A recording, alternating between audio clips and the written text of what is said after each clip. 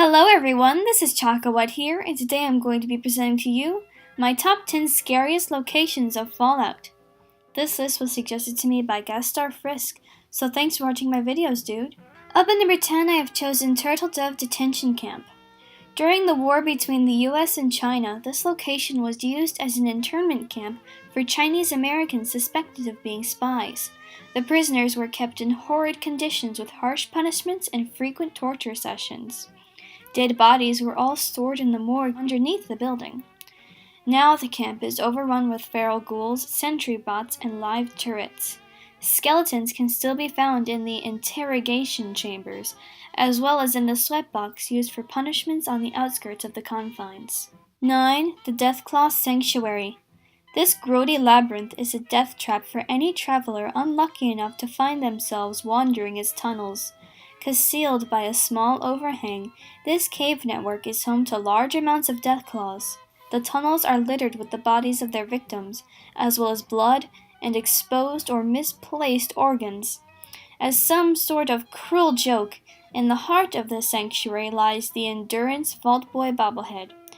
Good luck, Lone Wanderer. 8. The Los Angeles Vault. Built as Vault-Tech's demo vault, its only purpose was to shelter people from harmful nuclear chemicals. During the Great War, it did exactly that, and the inhabitants all left to explore the wastes. Unfortunately, it was discovered by Richard Gray, the Master. He relocated to the vault and began to work himself into the mainframe, quite literally. His chamber is full of horrific combinations of machine and flesh. As the Vault Dweller discovered, it was then inhabited by the twisted children of the cathedral and the Master's elite class of Nightkin. 7. The Suffolk County Charter School. A very short time before the bombs fell, the principal of the school, Jackie Hudson, volunteered the students and staff to participate in the Nutritional Alternative Paste program. All faculty and students were required to only eat the pink paste created by those geniuses over at Vault-Tech. Whatever went into this stuff was grinded at the school in a back room of the cafeteria, then served through tubes. However, with exposure to the paste, all the students started to exhibit heightened aggression as well as having their skin turn pink. As the sole survivor has discovered, the school is infested with eerily pink feral ghouls, as well as terminals and tapes documenting this tragedy. 6. Quarry Junction. This limestone quarry was once used to produce cement for the NCR.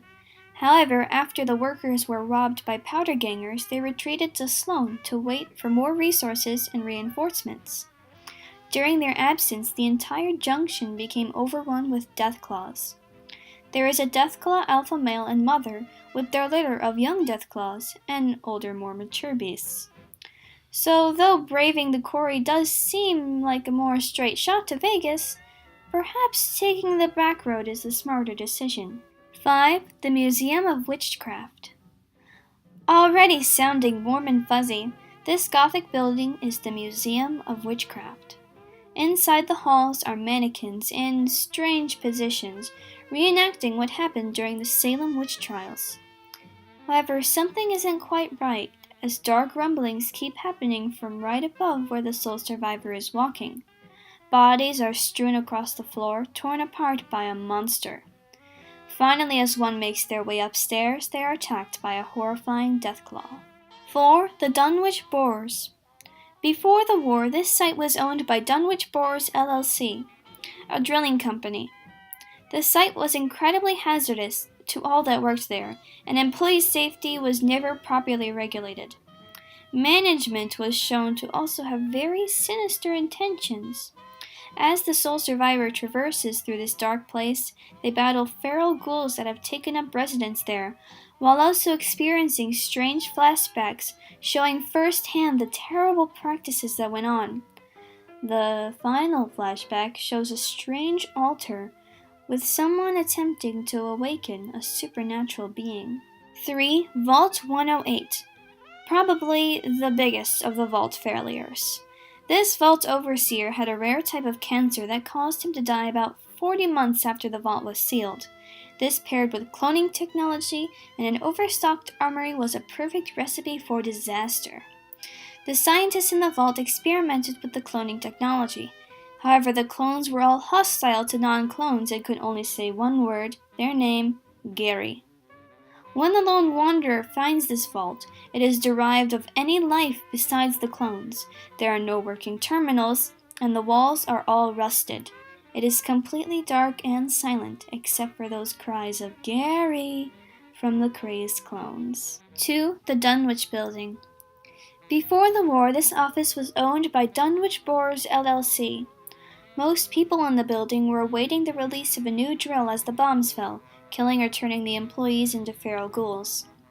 Now the building is in deep disrepair, and also just not quite right. Even raiders and scavengers avoid this place like the plague.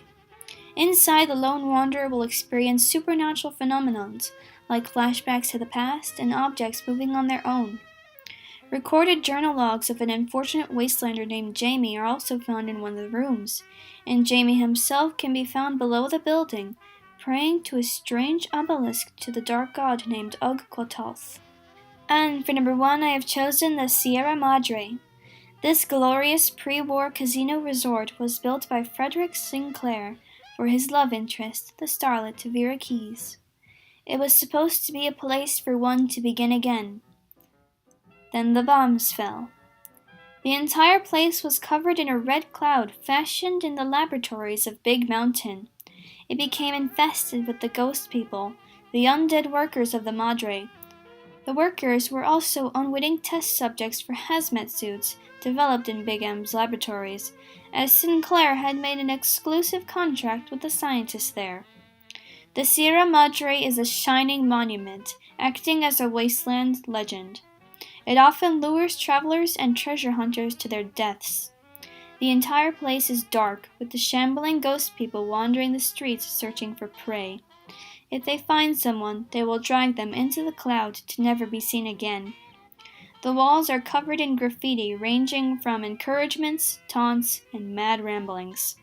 Father Elijah of the Brotherhood of Steel finally found the Madre, and then used slave collars to capture treasure hunters and use them to trigger the gala event to open up the casino.